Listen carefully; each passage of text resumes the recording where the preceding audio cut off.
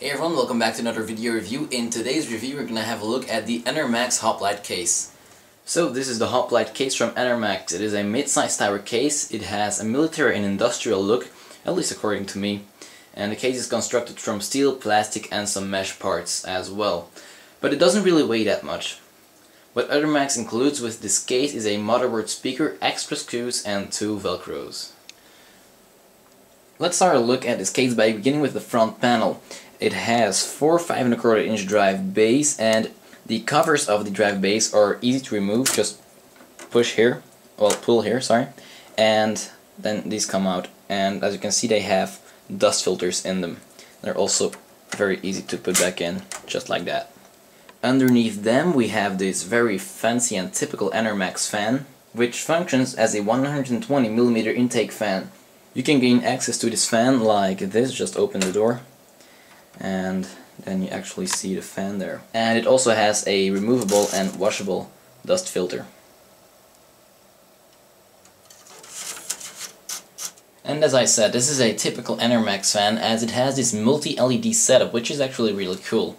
But that's not all. Nope, they've added a speed switch here, so you can turn up the speed and you can probably hear it. Now it's at full speed, and now it's at the lowest speed, and I think that's around 800 RPM, but I'm not sure. And then you also have this button above the speed switch, and what this does is actually scroll through different color setups. And you have blue, red and Vegas, and this is Vegas. And then it also scrolls through some different configurations, and there are quite a few of them. Just flashing. This one, and I'm not sure if this one actually, yeah, this one also changes, and this is actually off. Now the fan is still on, but the color is off, and then we're just back to this. And now moving on with the rest of the front panel. On the bottom of it there is another door which you can open like that, and this reveals 2 hot swap bays, and you can take them out like that. So let's just take one out to begin with, and as you can see, you can install a hard drive here. Let's move my camera back a little, and you can screw in a 3.5 inch hard drive and a 2.5 inch hard drive using some of the included screws. And when you've done that, you can just easily slide it back in like so and close those doors again. And note that for those hot swap bays you need standard SATA hard drives. Moving to the top of the case, we can find an eSATA port, 2 USB 3 ports, a microphone and headphone jack, the power button and reset button, and also the hard drive activity LED and power LED. Furthermore, there is also this hot swap bay, and to use this all you would need to do is take a hard drive. You can install a 3.5 or 2.5 inch hard drive in it, by the way, and you just push it in there, and there you go, it's in. And then there's mesh behind the hot swap bay, and underneath that you can install 2 optional 120 or 2 140mm fans. To install the optional fans on the top panel, you would just have to unscrew these 2 thumb screws on the back of the case, and then you would just need to push back this top panel and it goes off like that. And then you will see the spaces where you install the optional fans. Then these side panels. The left one has some ventilation holes, as well as the option to install 2 120mm fans or 1 200mm fan. Unfortunately, there is no dust filter included for those fans though. And then the only thing they did with the right side panel is bend it out a little so that there's more space for cables to go around the motherboard tray. When we swing the case around, we'll see a rather typical rear side. We have a hole for the USB 3 cables from the front panel to go through. We have the hole for the motherboard's I/O shield. They include a 120mm exhaust fan, also 2 holes for water cooling tubes to go through, 7 expansion slots, some ventilation holes, and here you install your ATX power supply. And then again, to finish the exterior of the case, on the bottom we have 4 rubber feet and a removable and washable dust filter for your power supply's intake fan. After taking off both side panels, we have a clear look at the inside of the case. The interior is painted all black, and you can see immediately that they've added many cable management holes around the motherboard tray, and some of them are grommeted. And I also added some punch outs to attach cables to, and a big cutout for the CPU cooler's retention plate. On the motherboard tray you can, by the way, install a standard ATX or micro ATX form factor motherboard. The maximum CPU height is 178 or 160 millimeters, depending on whether you install a fan on the side panel or not. And the maximum graphics card length is 315 millimeters.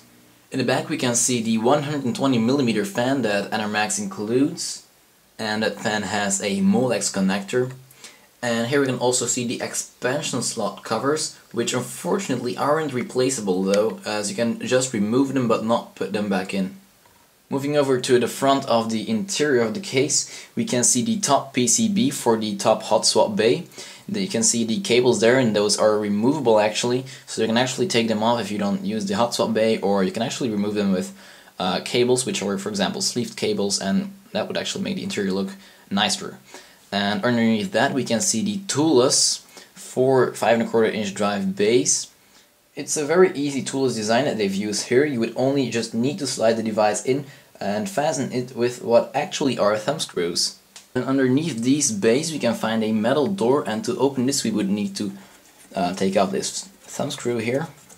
And when we've done that we can push this and then it opens. And when we've done that we reveal the 2.5 inch hard drive base and the 3.5 inch drive base. To install a drive in these bays, all we would just need to do is slide the hard drive in it like that. That's it, and we close it, put the thumb screw here, and that would be all. You can add extra screws here on the side, but to be honest it's not really necessary. And now to finish the specifications of this case before we go over to the build and conclusion, we still have to take a look at the bottom PCB for the bottom hot swap base. If you want to use these you'll have to connect the SATA connections here, and also add some power using a Molex connection from your power supply.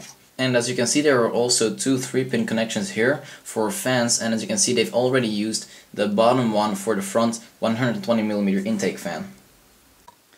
Okay, the build is done, and I've tried doing a nice cable management job here, and it kind of works out on this side at least. On the other side I didn't have that much space to actually route the cables, as the side panel didn't go on that easy, so I'm actually not gonna want to take it off again, but I'll do that for a review anyway. Now, having a look here, yeah, I really like that there's a lot of space here on top. It's easy to install the motherboard with the screws, so it's easy to screw those in. It's also easy to install extra fans here on top while your motherboard is still in place, so that's a really nice way of having those fans up there. It's really good how they did that. Yeah, the tools design is overall very good. In general I think I've only used my tools for the motherboard and my graphics card, and yeah, also the power supply. Then I didn't really like the fact that the fan in the back here only has a Molex connector, but that's probably because they tried to keep the price of the case down a little. And yeah, that's probably all for this side. Let's move the case over now. Okay, so the other side now. What can I say about this? Yeah, well, I've routed the USB 3 cables here to go to my motherboard here. Actually, I don't like the fact that they didn't add an USB 3 to USB 2 adapter. I might just have one here, but I didn't use it, as they don't include one.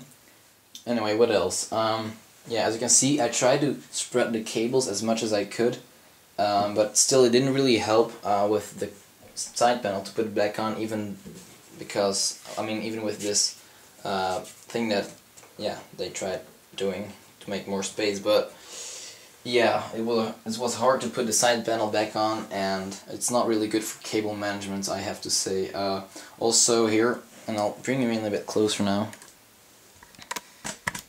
So right there for the hard drives, they're really pushed together very closely, so cooling isn't going to be that great even with the front 120mm intake fan.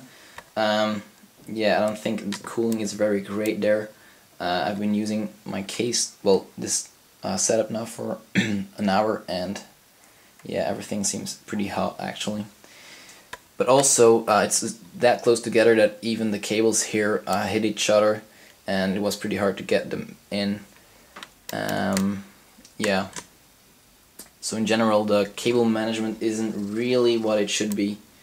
and that's a big negative point about this case. Okay, so now the conclusion. I like this case and I don't like it. Enermax gives you all these awesome features like USB 3, which is very up to date now.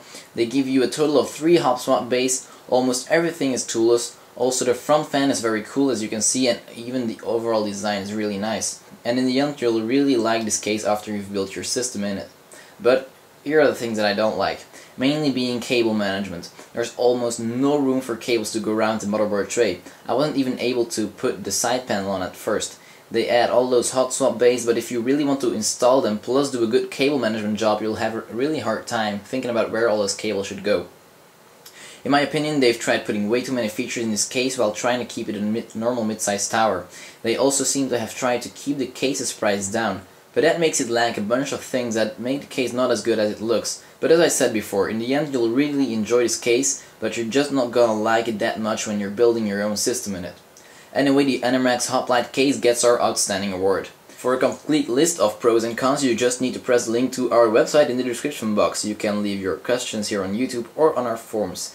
We've currently got a giveaway going, so don't forget to also sign up for that. And thanks to Enermax for sponsoring us with this case, and I'll see you all in the next video.